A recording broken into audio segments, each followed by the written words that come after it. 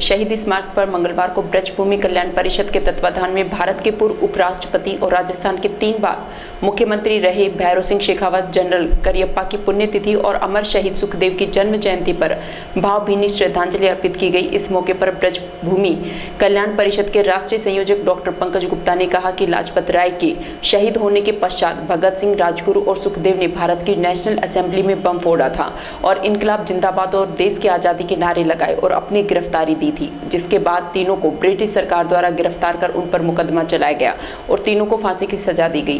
भारत मां के लालों ने अल्पायु में ही हंसते हंसते अपने प्राण देश के लिए न्यौछावर कर दिए थे। ऐसे राष्ट्र भक्तों के लिए ब्रजभूमि की ओर से अमर शहीदों को याद किया गया। वहीं पूर्व सैनिक कैप्टन उमराव लाल सैनी और पूर्व सूबेदार गंगादत्त यादव ने कहा कि जनरल करियप्पा भारत के पहले जनरल थे। कश्मीर में जब आजादी के बाद पाकिस्तान के सैनिक और घुसपैठे घुस आए थे, उस समय जनरल करियप्पा ने घुसपैठियों और पाकिस्तानी सैनिकों को दूर तक धकेल दिया था। उस समय भारत की सेना लाहौर तक कब्जा करने और पाकिस्तान को सबक सिखाने को तैयार थी, लेकिन तत्कालीन प्रधानमंत्री जवाहरलाल नेहरू ने भारत की सेना को आगे बढ़ने से रोक दिया। वहीं नगर अध्यक्ष यशवंत कुमार गुप्ता ने कहा कि भैरों सिंह शेखावत आजाद शत्रु के नाम से मशहूर थे, जिन्होंने अंत्योदय योजना चलाई थी, जिसे विभिन्न राज्यों में बाद में पूरे भारत में लागू किया गया। गीता परिवार के जिला अध्यक्ष अश्वनी जावले ने बताया कि भारत की युवा पीढ़ी को अमर शहीदों से प्रेरणा लेनी चाहिए और अपने जीवन में राष्ट्रभक्ति का संचार करना चाहिए। भरतपुर के जिला पार्षद जगत सिंह सुंदरावली ने कहा कि शहीदों के लिए समाज को उनके बलिदान और समर्पण को हमेशा याद रखना चाहिए।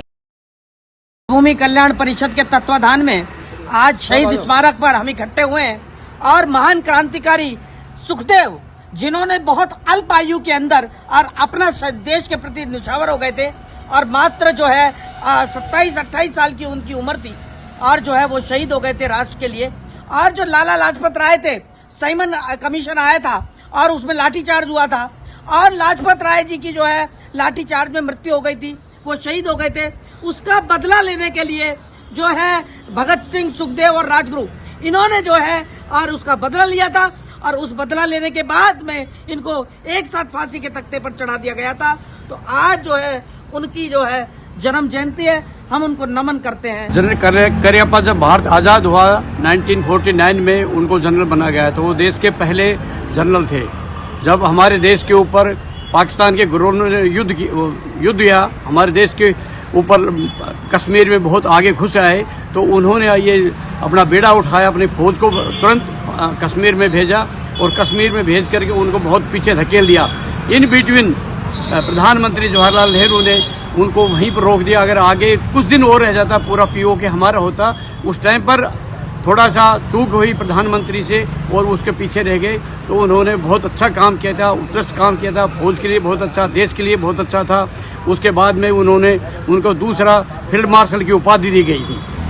आज माननीय भैरों सिंह जी शेखावत, जो हमारे पूर्व उपराष्ट्रपति थे, की भी पुण्यतिथि है और हम उनको श्रद्धांजलि अर्पित करते हैं। बाबोसा के नाम से प्रसिद्ध भैरों सिंह जी की शेखावत के बारे में जितना कहा जाए उतना कम है।